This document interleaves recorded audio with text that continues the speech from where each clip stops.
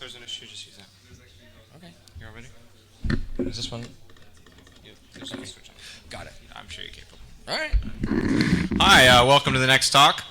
If you think this guy sucks and want to watch robot battles, nothing personal, this is my entry. We'll be doing this out in the pool area until we get bored of it.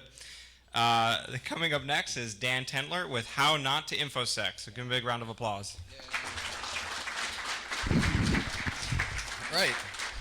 Fun times. So yeah, he isn't wrong. My talk is actually entirely full of fail. So yeah, this is for fun while we were setting up. This is an ongoing piece of research which I might actually make a talk about. This is if anybody heard the stories recently about that sign in Atlanta, Georgia that got goat seed. These are other signs in the country that are still vulnerable to the same attack, and just for fun. Yeah, lol. So yeah, that's good times. Anyhow, now on to the meat. Right, so how not to InfoSec. I'm Viss. Today I'll be talking entirely about mistakes, which is something I've seen very, very rarely in InfoSec in its entirety.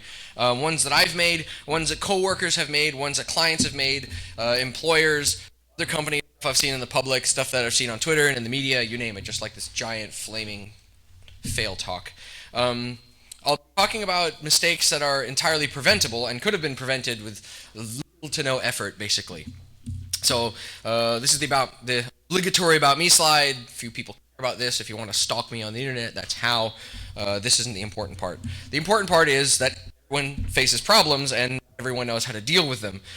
Several years ago, for anybody that went to DEF CON, you may remember that Adam Savage actually took the stage and he presented specifically on the topic of how failure made him the man he was today, and how failing fast and learning what not to do next time was tantamount to his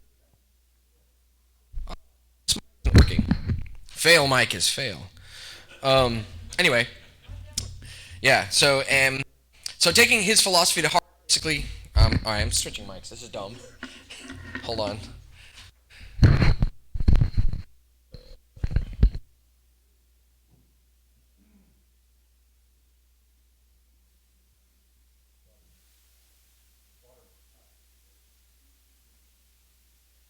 Ooh, that works.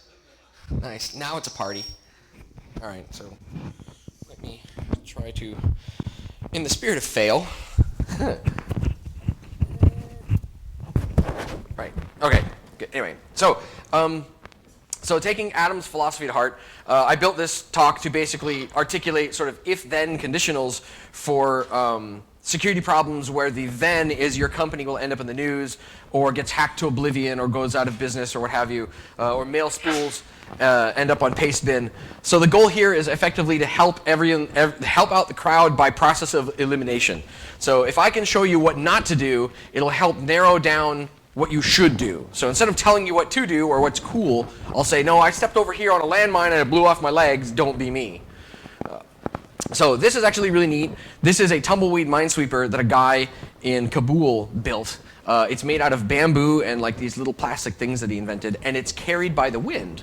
So he's let it loose in the deserts of Kabul, and it runs over landmines and takes out landmines, which is really cool because it helps keep things like kids walking over to landmines and pets and other people or what have you. Like, it's a minesweeper and it's entirely automated. You just let it go in the wind, and it's pretty cool. So I thought that was pretty inspirational. I thought that was very parallel to the talk. So in my security experience, I've sadly experienced quite a lot. So my intention here is to basically show you where I stepped on these mines and how my legs got blown off and all the colorful fun guts of my legs. Where I saw others do the same, where I saw craters and other little flags that were left by other people where mines were, and effectively this is sort of the we're all on the same team in the room, we all have the same goal, let's all internet together. And the first really fun talking point that I'll mention is that there's a lot of people that come from the military that believe that because they pushed a broom or drove a truck or did something in the military that had absolutely nothing to do with computers, that they have like a golden ticket to work in information security.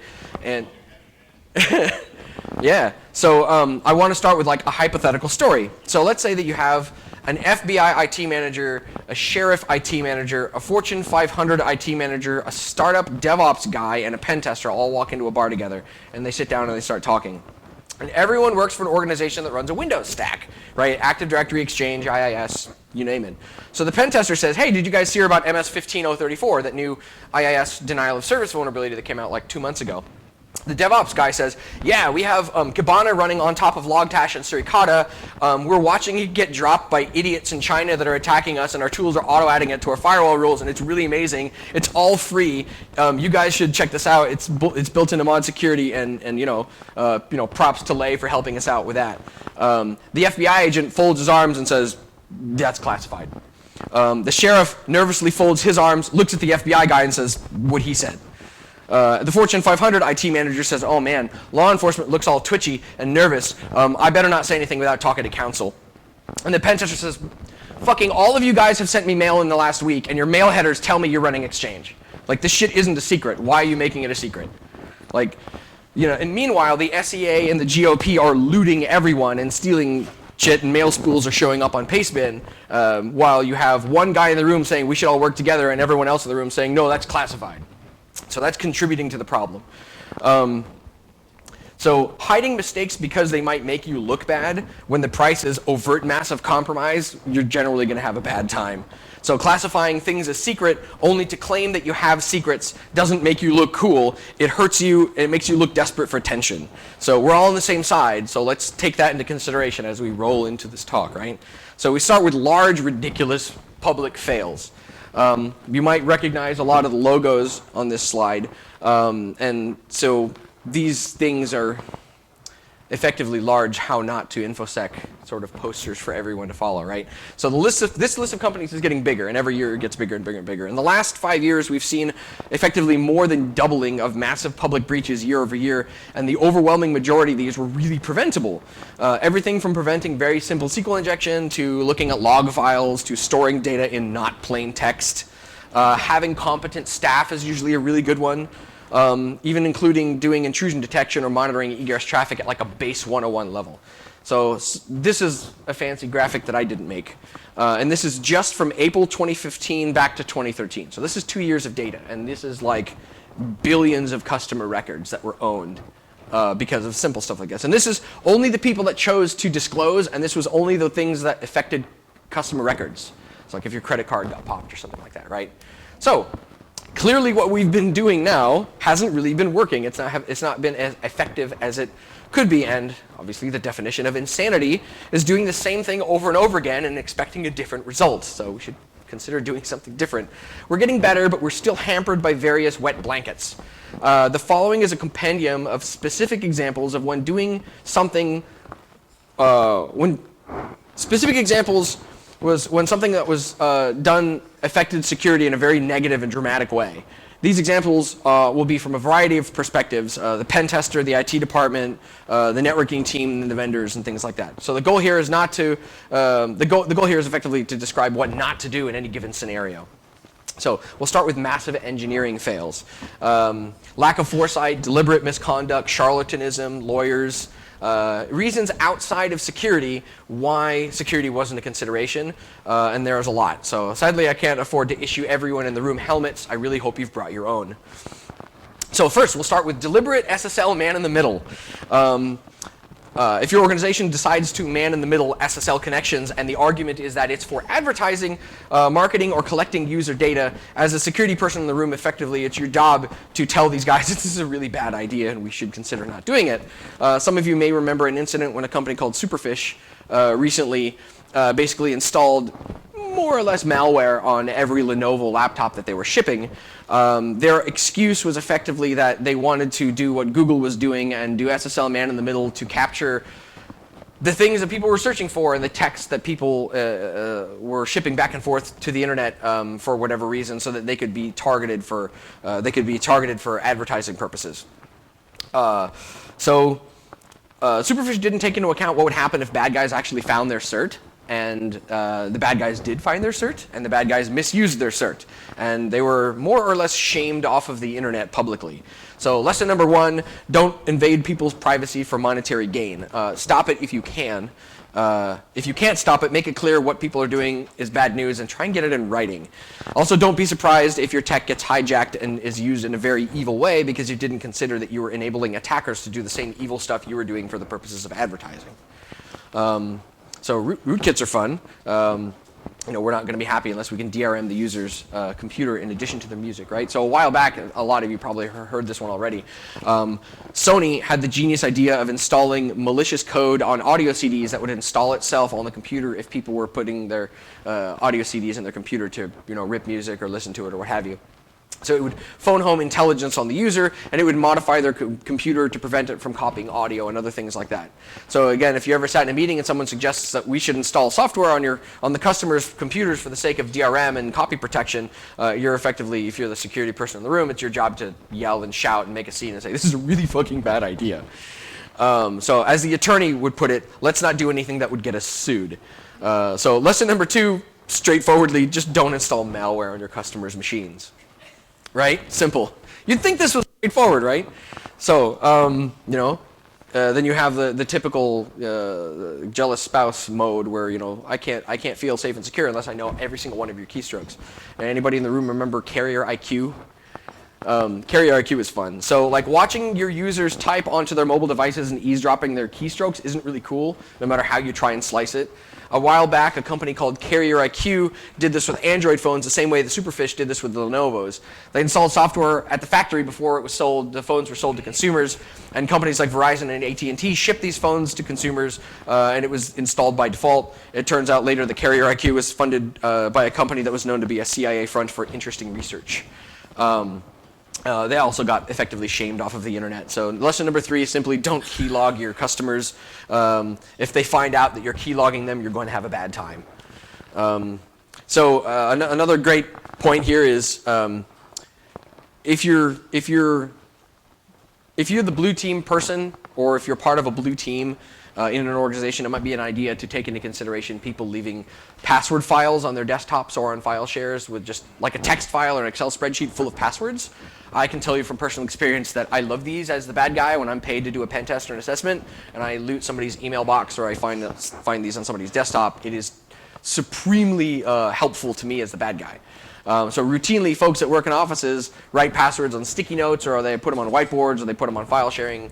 They put them on file shares, or text files on the desktop, easy to find places. So another thing to consider here is that effectively your inbox is also an easy storage solution for this sort of stuff. And the main company file share is because everyone has access to it and things like that. At least one employee has done this at every single engagement I've ever conducted, and it's been super helpful in every engagement I've ever done. So, and usually it's been like the head of development or like the second in command of IT, like somebody that should know better. And every single time it is one of the huge leaps and bounds that I can make to go from barely having any access to effectively owning the whole company.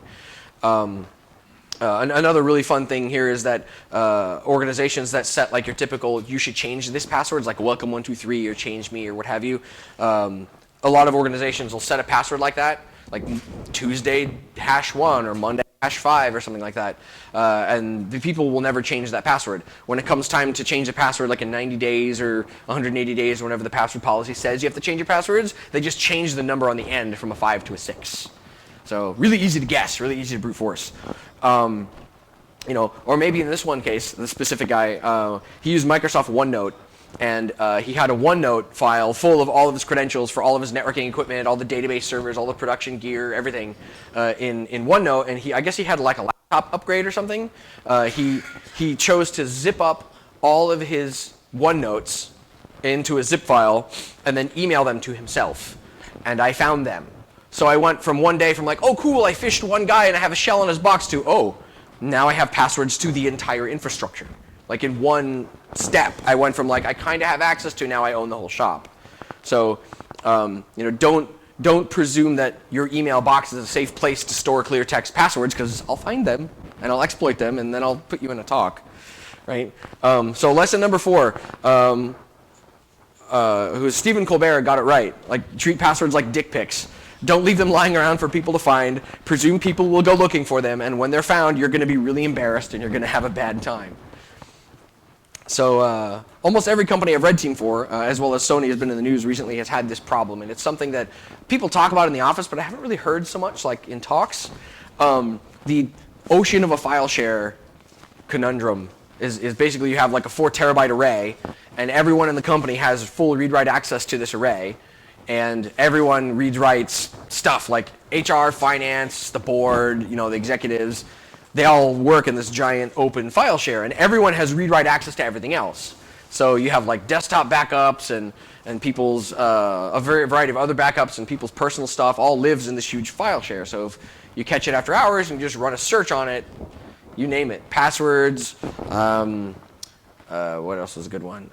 Passport photos, driver's license photos, people's personal stuff, mortgage documentation, like stuff that shouldn't even be at work in the first place. So it's kind of a gold mine there. I found things like bank transfers for $500,000 and up with signed, like people's signatures and the names of everyone who's on the board. I found documentation for companies that have sold or bought either components of their business or bought whole other banks. And all that documentation was just on a file share that anybody could read. So if you presume that the attackers are at least as good as us, it's got to be considered that this is probably one of the first places they're going to go look. So take that into consideration. If you have any leverage in your organization over the people that keep track of what goes on these mammoth file shares, if I'm the bad guy that gets hired to attack your shop, that's one of the first places I'm going to look. So segment it in some way. It'd probably be a good idea to wrap your file shares in granular permissions of some kind, at least down to like the departmental level. I mean, look what happened to Sony. That's exactly what happened. The attackers got in, they found this giant file share with everything, and they just looted it. So lesson number 5, wrap your huge file shares with permissions of some kind, right? So this is a really fun one. This is a big one that I've seen in a bunch of places. Network equipment that runs day-to-day at 90% CPU or 90% TCP session saturation. So some of you might know what that means in the crowd, but for those that don't, let me explain. Some networking gear has a low ceiling for how many concurrent TCP sessions it can handle, and when that reaches its limit, it starts to drop sessions that come in, which means SSH sessions die, video sessions die, VoIP calls drop, and the network starts getting really flaky and starts misbehaving. And this makes people really angry, especially if you're using VoIP, because important phone calls drop. Down. Yeah, stuff goes down, and people have a bad time. So if you're in the networking group and you're knowingly letting your gear run that hot, you should strongly consider resigning, especially if you're part of a billion-dollar publicly traded company. You're putting the entire organization at risk on a daily basis. I understand that budgets can be tough, but knowingly letting your hardware run that hot is putting effectively the entire organization at risk.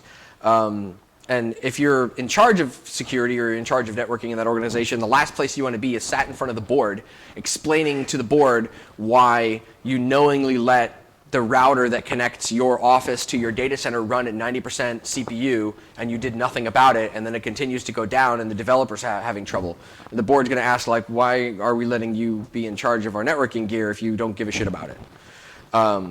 So the other fun thing to do here is, if you're on the security side of the house, you will hear from the networking side of the house that you're not allowed to scan that particular piece of equipment. You're not allowed to scan that segment of the network because you might bring something down. Well, that is generally a gigantic indicator of, look, if your $50,000, $100,000, $200,000 firewall can't withstand me on a laptop with Nmap, get out. I'll do your networking. Get out. You're an idiot. Sorry, leave. Lesson 6, if your firewall can't deal with an Nmap scan, get a new firewall. If your network engineers try to defend that position in any way by running the gear at 90% saturation and somehow they claim it's okay, get new network engineers. So, and then on the same, or on a slightly different side of that coin, this coin has more than 2 sides. An organization that deliberately runs its gear at 90% CPU or 90% TCP session saturation, specifically so that they can claim security can't scan this, which I've encountered multiple times. It's so sensitive, you can't scan it. No, we're not allowed to do audits on this equipment. So it can't be audited by security, or nothing on the other side of the link is allowed to be accessed or scanned because it might hurt the firewall. if you've experienced this in your organization, then you're in kind of dire circumstances, because as a security professional in the room, you're literally at the mercy of a group of people who have positioned themselves between you and being successful at your job. So far, in every case that I've seen this or heard about it, the people in charge of the networking equipment are underqualified or have no place touching networking equipment to begin with. It's a precarious place to be in because effectively your successfulness in your job is being limited by people who won't let you touch gear that you're responsible for in terms of security. So you have to, it's a really bizarre place that you're in. You have to deal with either social engineering the group into letting you conduct scans somehow, or to replace the underpowered equipment. So it's this bizarre, like suddenly you can't just be a security engineer, now you have to be a politician. So you're effectively up against people that are like career politicians. They will fiercely defend themselves because their goal is to hide the fact that they don't know what they're doing, and your security scanning will illuminate the fact that they don't know what they're doing. So they will fight tooth and nail to keep you from doing your job because it will prove that they're not doing theirs. So don't let, lesson 7, don't let the dirt metastasize. If that cancer grows deep, it's nearly impossible to get rid of. Don't let underqualified people dictate how security works. That's a tall order, I know. But I have the burn scars to talk about it. So cross-contamination is a fun one. Network segmentation is really simple. To tell a very short story, one of the last engagements I did, there was a floor on the building that had itself VLANed to the production equipment, which basically means all of the fun security implementations, all the policies that were written, all the rules that were thrown down, the governance department had all this oversight, and there were months and months and months of planning to create an environment where you can safely get from the office to the production equipment in some way, was entirely circumvented by the network group because they decided that was too much trouble and they were lazy. So they set up everybody on a particular floor. If you were on that floor, you can get directly to like production database servers, production web servers, production app servers. So I popped a bunch of shells on that floor. Like, why are you wasting time with policies if you're going to circumvent them, right? So it's on practically every assessment I've ever done, there's always been some sort of backdoor in this regard. There's always been some sort of bizarre network segmentation. Like, they just didn't say anything because there's no oversight, because typically, the security department or the networking department tend to be sort of at the top of the stack there. There's nobody cross-checking their work necessarily, unless your org is big enough to have multiple networking departments or multiple security departments. In most cases, it's one and one. So they'll do it and they're going to get away with it and nobody will notice until some asshat like me comes by and does a pen test and points it out. So lesson 8, effectively don't trust hosts on the LAN just because they're on the LAN. If a bad guy gets control of that host, then the bad guy can potentially get control of everything that host can touch. So if you have bypasses on your LAN, you're probably going to have a bad time. So here's a password reuse. Let's beat a dead horse. Let's beat a picture of a dead horse. Let's beat the guy beating the picture of a dead horse. So password reuse is a hilariously old topic that somehow always keeps coming up. With the introduction of a tool like Mimikatz, password reuse really becomes a problem because instead of dealing with short passwords, you can have really complex passwords that are 30 characters long. But if you're using the same complex password on host A as host B, which is in a different domain, but the passwords are the same, and I use Mimikatz to get password A, I'm going to use that password to try and get into host B. So for those not familiar with Mimikatz, basically what it does is it exploits a scenario within Windows that causes Windows to store the clear text version of your password in RAM. And it just goes to RAM and just plucks it out of RAM. So you don't need to crack passwords really much anymore if you have access to the domain controller. You can literally talk from the domain controller to a host and say, hey host, run this PowerShell script, and it says, here are passwords, have fun with them. So it's really neat. It helps considerably. So I just mentioned one organization I was able to jump from their corporate domain to their super secure production domain because all of the sysadmins reused their passwords. So I own several workstations, and those several workstations got me multiple sets of credentials to talk to the production environment. So lesson number 9, don't use the same password for Active Directory as your Cisco equipment or other domains. If your host is compromised, assume that your login creds get compromised as well. And if your login credentials are compromised, you have to assume that if they're being used elsewhere, the attackers are going to figure that out and abuse it. This is a fun one. I was actually, I used to do this back in my sysadmin days. So it's really cool that your boxes have 5,000 days of uptime. And it's really awesome that like, yeah, stability, but you're running kernel 2.4 or 2.2. That means it's trivial for people to break into it. And I've seen this a lot mainly in financial organizations that they have this abject unwillingness to reboot anything, especially if it's for the sake of security or patching. They appear to be like completely, like overtly allergic to rebooting. So while not rebooting certainly helps with your uptime, it tells the attackers how old your infrastructure is, and it greatly aids into breaking into those particular systems. So a 15-year-old operating system, Java and Flash from 5 years ago, antivirus that hasn't been updated since 2006, and this list is long and hairy and ridiculous. The most recent occurrence of which I saw was that an organization had 15 or so Foundry switches as their core switching fabric, and they hadn't rebooted them in 3 years. So the last time they did reboot them, they did them all at once, and the reason that I was able to sort of discern that fact was that they after this incident, which I'm about to describe, happened, they admitted that they run this script every night at midnight, which connects to the switches and pulls config off them with text, like just straight up SSH in, show, run, whatever, pull it off, dump it to a file. At some point, we got called in to do incident response, and every single switch went down in a row, one by one, until all 14 or 15 switches were all down. And as it turns out, that there was a memory leak that was released several years before, and it had been so long since they had patched these switches, they denial of service themselves because of their unwillingness to patch like critical infrastructure within their organization for something as simple as just having a memory leak. It bit them on the ass, and it cost them several $1 million because they were hosting people that do stock trading. Sadly, the engineering people in that organization are still there, and they weren't fired on the spot. So maybe there's another opportunity for that particular monster to show its head. So lesson 10, stability is more important than uptime. Reboot your shit and patch it, or you're going to have a bad time. So this is a good one. Organizations that spend all of their man hours meticulously grooming Office documents, usually for compliance or audit reasons, instead of actually conducting any kind of security of any kind. They're not actually doing anything in the documents that they're claiming to do. And from what I can tell, enough of the auditors don't bother looking past the documentation to validate that stuff is actually happening, that a lot of places get away with this.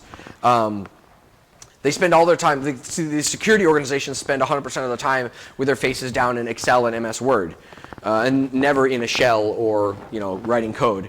So one org that I'm aware of would take a pen test report and create an action plan from them, and then when they realized how much the remediation was going to cost, they spent a month strategically changing the language of the report and the language of the policies to make it look like they passed all the auditing. So like, here's a 130-page pen test report, and they literally did next to nothing. They changed the policy and they changed the audit requirements so that they just barely passed by the skin of their teeth. And somehow this is okay. And they're like, we're doing security. I'm going, no, I need scotch desperately. So they just squeaked by, and they spent months changing these documents. And like, shops like this are why the security reactions Tumblr exists.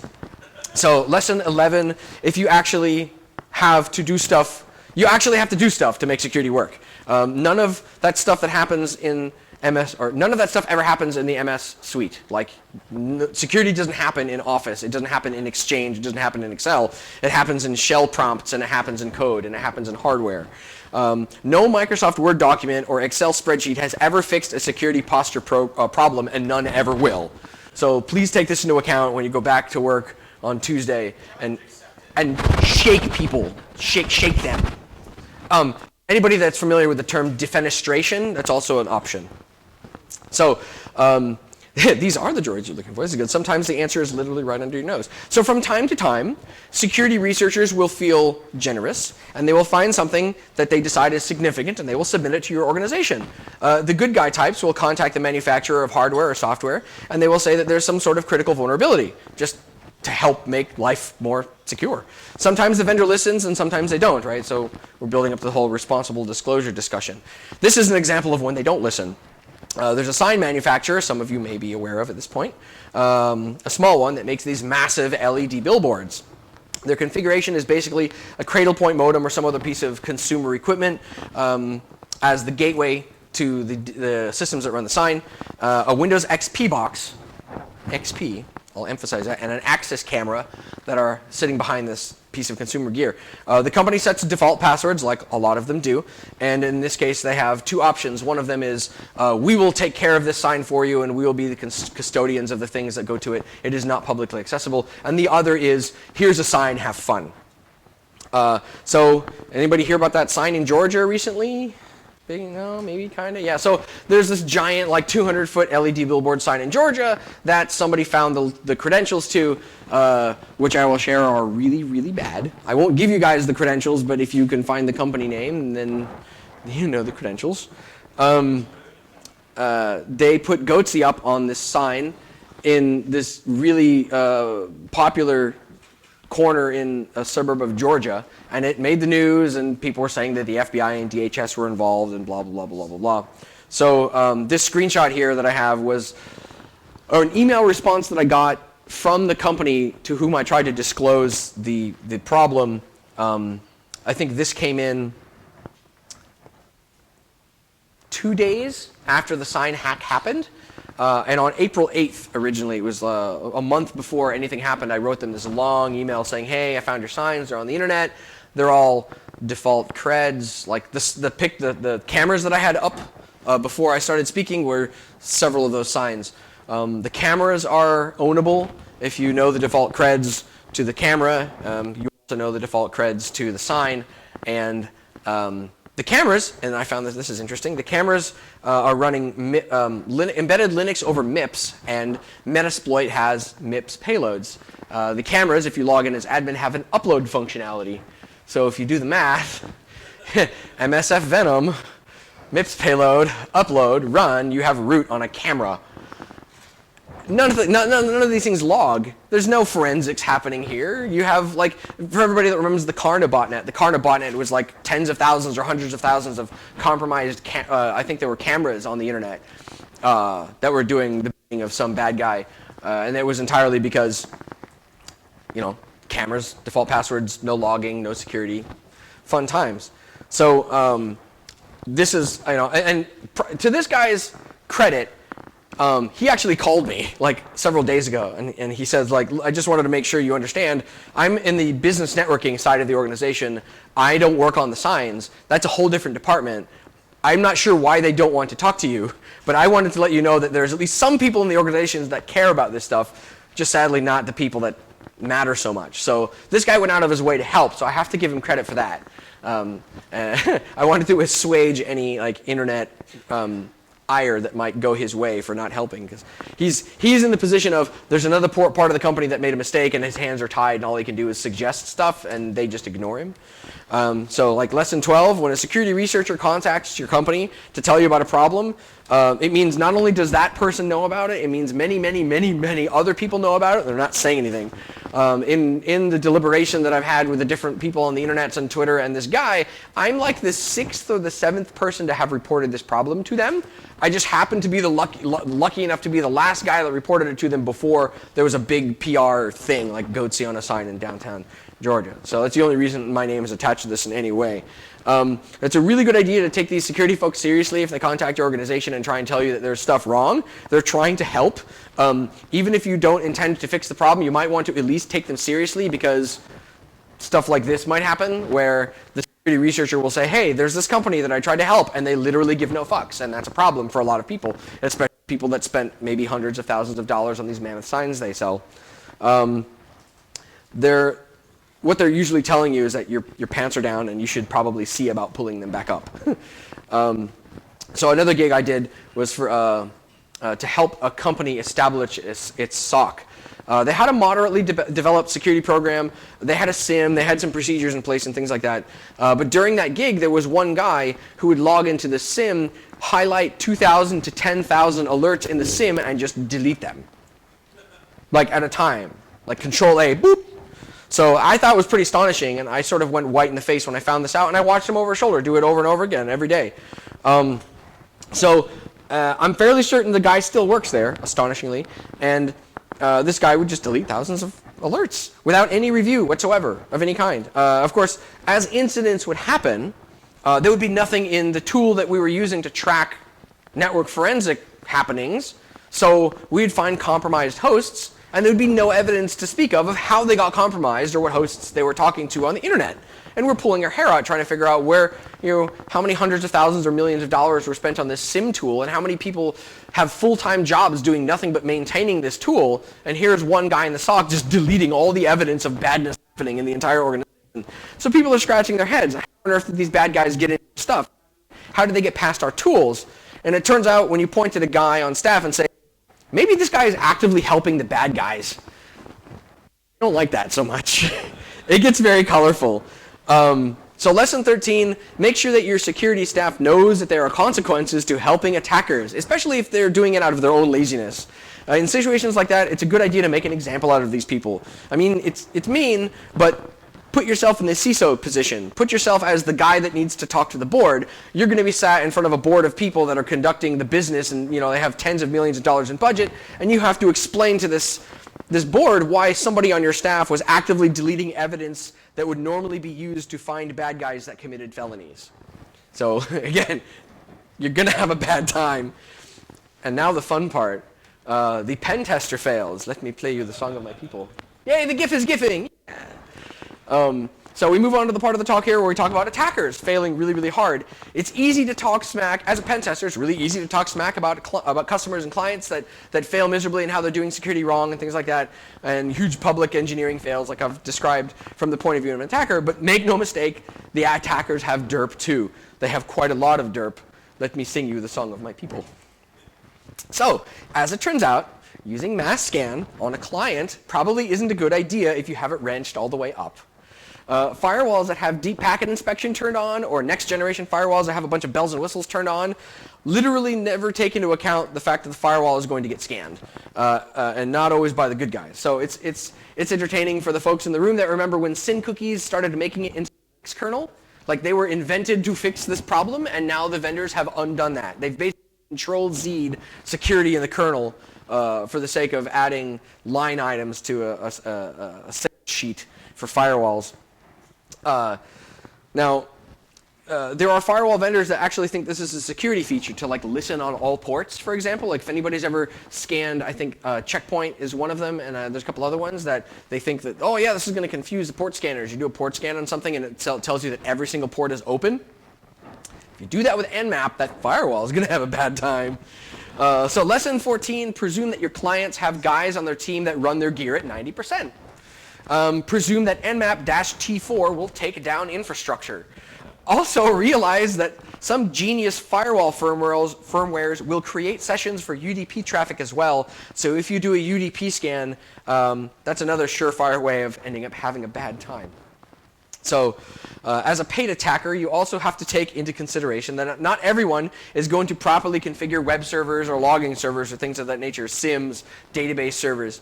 In almost every case, pointing a web app scanner at a site and walking away is generally a bad idea, especially if that's the extent of the work that you put into the test. Let's see, what's happening on the back end is that every 404, 500, 200, and every other log message that you're creating is landing in a log somewhere. And if the client is following the frustratingly bizarre school of thought where /var is for some reason a 2 gig partition, you're going to fill up that partition with Apache or Nginx logs, and it'll cause the box to tip over. The same goes for IIS hosts who make a 10 gig D drive and for some reason stick IIS and all of its logs on the D drive. In addition to other things like SQL files. So usually when those boxes go down during a pen test, clients are left with a bad taste in their mouth, and you're unlikely to see return business, especially if you cause a production outage. So lesson 15, don't throw the kitchen sink at your client unless you know that they can take it. Make sure to ask questions during the scoping call about how their logging is configured, where they store databases. Find the sysadmins that set up those 2 gig var partitions and shake them. There's going to be a lot of shaking of people. On rare conditions, when a customer has externally facing assets configured to authenticate against Active Directory, you run the risk of locking users' accounts if you're doing brute forcing of any kind and causing work outages. If you're trying to brute force some person in finance and they're working on the company's quarterly budget and their machine locks up because their account is locked, they're going to get angry about it. I'm pretty sure it's rare to actually find a shop that has this type of setup where, like, if you brute force exchange, then it will cause people's accounts to get locked. But they are out there, and I've heard about them. You run the risk of locking the account. The risk of locking the account is higher if you do brute forcing from the inside, to be sure. Almost everything on the inside is going to authenticate against Active Directory, and you'll lock accounts very, very quickly. I found it's easier to use something like Mimikatz on a shared workstation and work your way up to being a domain admin than it is to try and brute force anything to begin with. Once you have domain admin and all the credentials, you don't really need to brute force anymore, because if you have domain admin, you could just target a workstation or a user and say, I want that person's creds, and Mimikatz will give them to you. So lesson 15, hit them where they're soft, not where they're expecting you. Brute forcing should really be kind of a last-ditch effort to begin with. So occasionally, mistakes are made. Perhaps you're using a system that's configured to use multiple identities. Perhaps on the system, this is a system that you're using to conduct phishing expeditions, phishing campaigns. And perhaps the drop-down window that you select to change your identity is directly above or below the one that you're using normally day to day. So maybe one client accidentally phishes another. Maybe you send the phish from your personal email instead of the fake one that you've created. These things tend to happen. The fun part about this is that companies rarely actually follow up on the phishing campaigns. If the account the phish came from looks legitimate, they will presume that that account got hacked, and they will not think anything of it. If they even have a response. It's usually just adding a filter to the mail server or whatever mail processing systems they use to make sure that that sender can't send to the company anymore. And just drop the mail. Although, if you've been hired to do the sneaky and you've outed yourself, you might see points dinged against you on the report. It's typically not a big deal if you get the access you need anyway, meaning if you get access to an organization and they catch you having done the phish, if you've already pivoted and you have a bunch of shells, it doesn't matter because you're already all over their land. So lesson number 16, details matter when you're pretending to be somebody else. Like Zaz said at DEF CON last year, don't fuck it up. So this is this is good. Fun times with physical assessments. It's a good idea to gauge if the tool that you're using is the one that you should be using to do the job. In this case, if you use the wrong tool on, say, a Kensington laptop tether, the tubular kind, and you destroy the lock, you've now basically permanently tethered this laptop to a desk. Or worse, if you destroy a combination lock that's keeping a shed shut or a gate shut or anything like that, you've basically permanently shut the lock until a bolt cutter gets involved. So lesson number 17, don't accidentally turn a lock into an insurmountable obstacle. Make sure that you don't overdo it. Lol. So many web applications have admin functionality for DB management and other sorts of functionality that will touch files or touch other things on the back end. A lot of web application scanners will just blindly scan every single form and hit every single button for the sake of testing. If you put those two together, you'll get deleted database, deleted databases, arbitrary files written to the disk, partitions that get mounted or unmounted, and all sorts of weird, bizarre stuff that's not supposed to happen. Backups of nothing, overwritten fields, and a lot of mayhem. So this sort of stuff is why people in the security industry make fun of what we call scan shops, places that just point a scanner at a website or a piece of infrastructure and walk away and do no other work. Companies that just run a tool against the site, they call that a pen test and they ask for money. Those sorts of shops tend not to get a lot of return business. So lesson number 18, don't nuke your customer's web app because you were easy about configuring your scanning tool. Ask these sorts of questions during the scoping call because this sort of mistake could cost the company the gig, or it could cost you your job, and it will definitely cost you return business. So when communicating risk to stakeholders, or in plain English, when telling people who are responsible for things that those things might have a problem that could ruin their day or month or week or year, it's important to be very selective about your language. I was told a story once by someone that involved finding a vulnerability in a school system, the realization that this could turn into a gig, then approaching the school and saying something like, and I quote, "I found you guys have this huge problem. I have the solution, but I'm not going to give it to you unless you pay me." I forget the exact details since this was several years ago, but I think the words blackmail or espionage were used, and the guy didn't have a good time. So lesson 19, words mean things. They really do. No matter how much you flaunt your disregard of the English language, the rest of us actually use it. Be precise with your words, otherwise you're going to have a bad time. The fun part about doing attack simulation is the part where you get a letter absolving you of any crimes that you commit on behalf of your company for conducting this assessment. It's kind of a get out of jail free card. They're really handy to have on your person if you're doing physical assessments. It gives you legal permission to attack the company like a real adversary would, and you wave it at police and they go away, which is kind of interesting. In these types of scenarios, you have a physical letter to carry around in case you get caught, so you don't actually go to jail. And in smaller engagements like external network pen tests or web app pen tests, the customer typically asks for the source IP address so that they can whitelist it or put it in a separate pile in their alerting tools to make sure that people don't actually conduct incident response on it. Or sometimes they do, depending on how black baggy the engagement is. Red team engagements are supposed to be stealthy, and when you're doing any of this kind of work, staying in scope is generally a really, really good idea.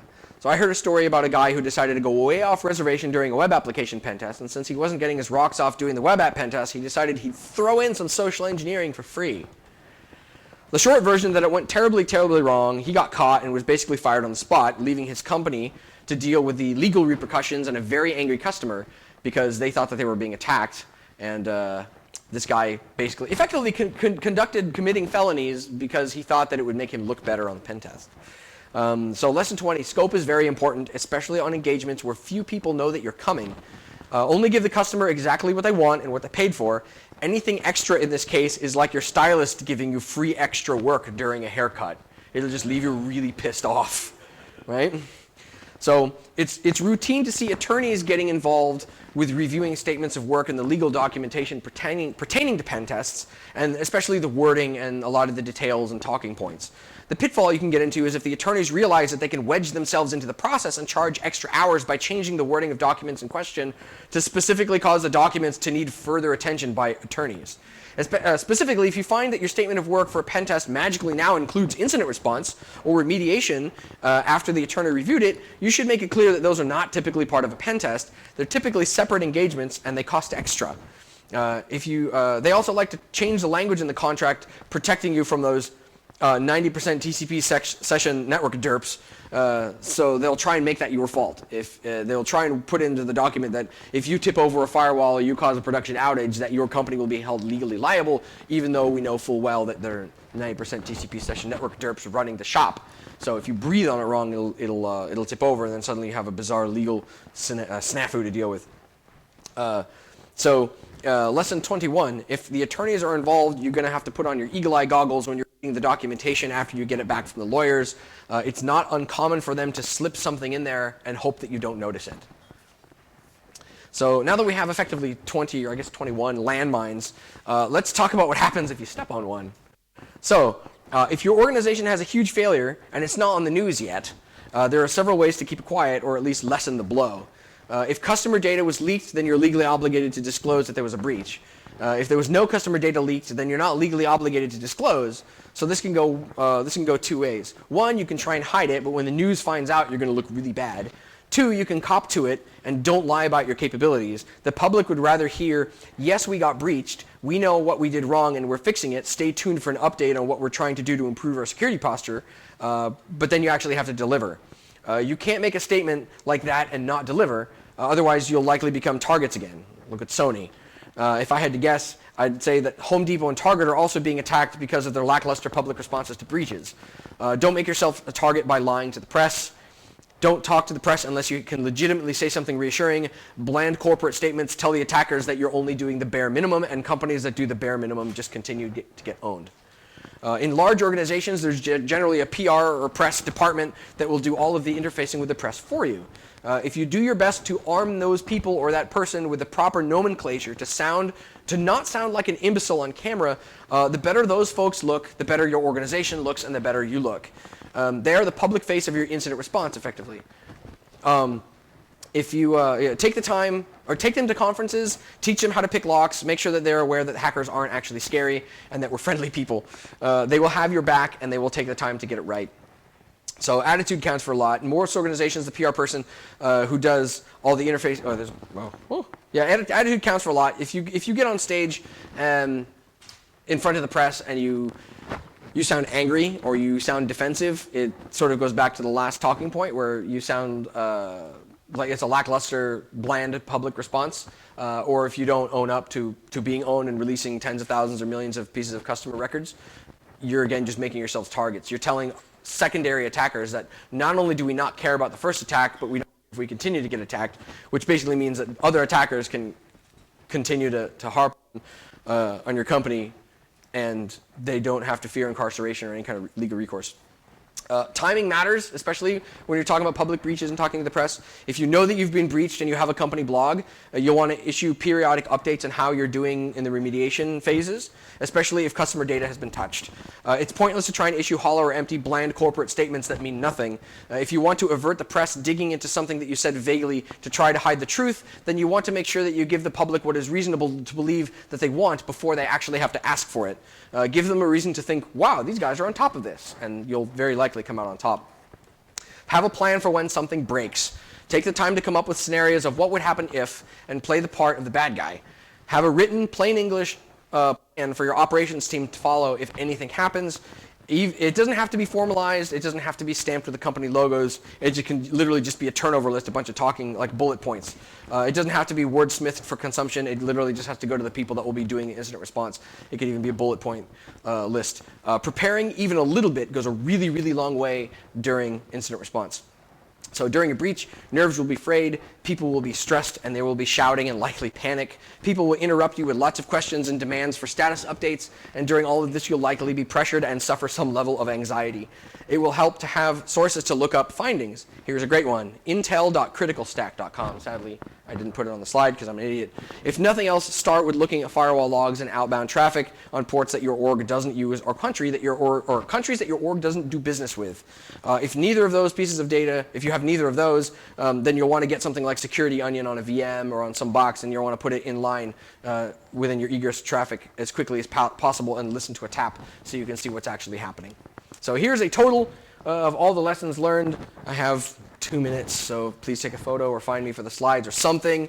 I'll leave this up for a moment, but this is effectively the TLDR for the entire talk.